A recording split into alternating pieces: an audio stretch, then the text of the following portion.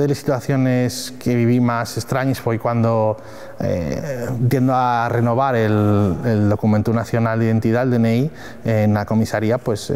reclamé que la toponimia oficial apareciera en ese documento, que era en este caso Xixón, y bueno, pues empezaron a ponerse muy nerviosos. Yo simplemente expuse que existía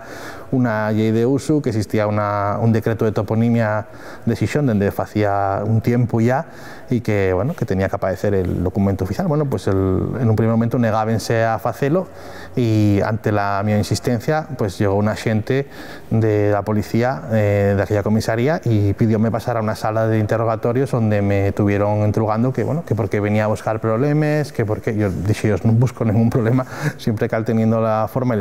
la amabilidad. Lo que ellos dije que simplemente pedía que se cumpliera la legislación vigente.